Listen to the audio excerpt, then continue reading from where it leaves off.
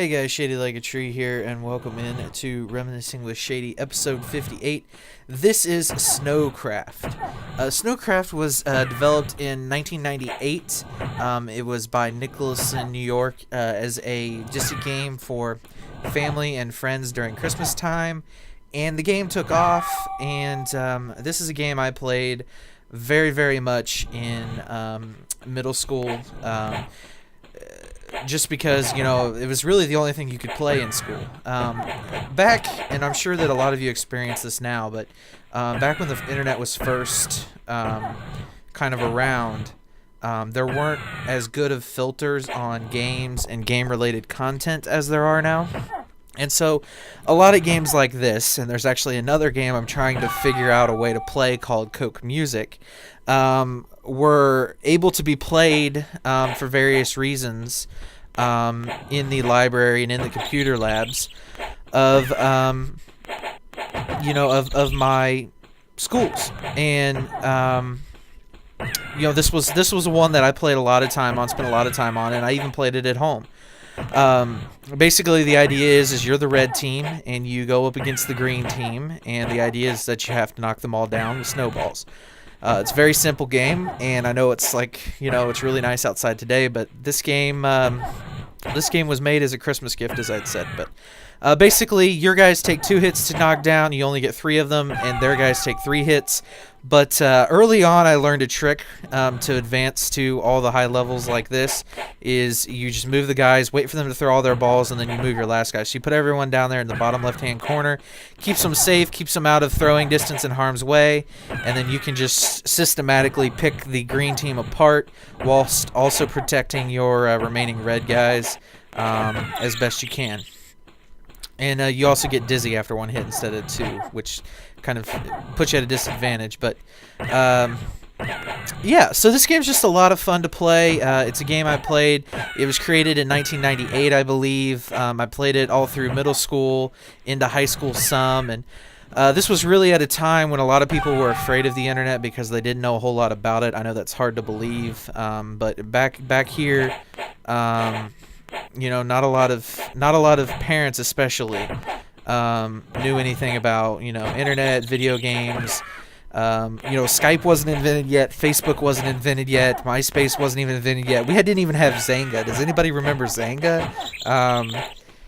So it's just a lot of there were a lot of websites that you weren't allowed to go to just because everyone was afraid that you were going to be picked up by some pedophile, which happens, I'm sure, a lot, but to me it's a ridiculous kind of scenario.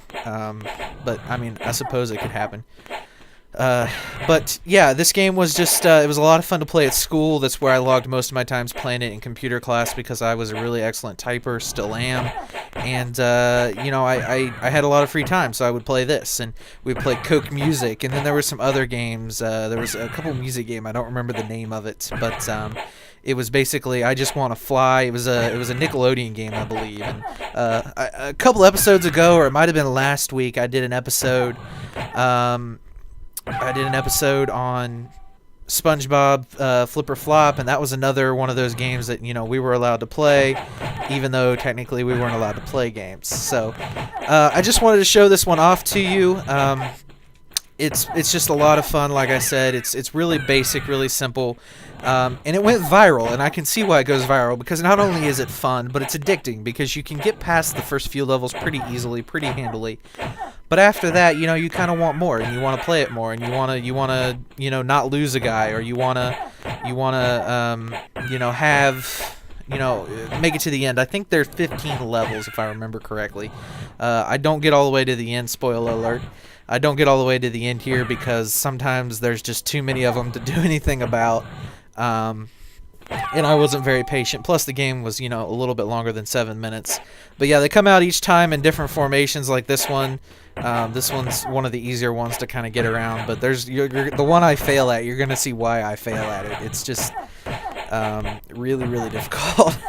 So yeah. Plus you're at a disadvantage because you get one guy and they get all their guys that can throw at the same time, but you can only manage one guy at a time, which is both awesome and it kind of sucks. I included the reticle here so you can kind of see. The idea is that you click and you hold the ball, and you can click and fire and you know, get the guys knocked down as much as possible.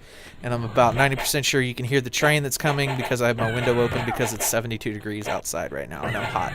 But yeah, so this is just a fun little game that, you know, my friends played. And actually a funny story, I actually won a bet with my friend Bobby. We were playing this game in middle school together. He was sitting right next to me in computer science class, and I bet him, I forget how much money it was. I think it was like $20 at that time, which back in like 6th grade is a lot of money to a 6th grader.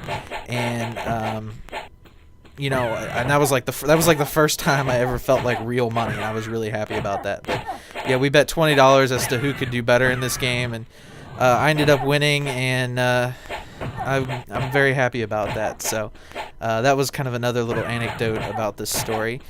You could play this. I haven't mentioned this website yet, but you could play this on, I know for sure, Newgrounds.com.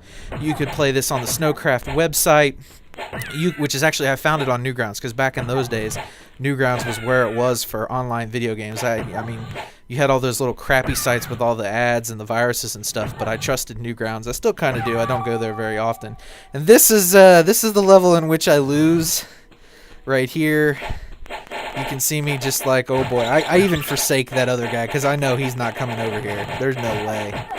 But as you can see, you know, the way the game mechanic works, it's just insanely hard and difficult to make this happen. But yeah, I certainly hope that you guys have enjoyed this episode of Reminiscing with Shady. It's been a lot of fun to record this and play this game. Like I said, I recorded a couple different takes of this, but this was by far the better one after a little bit of practice.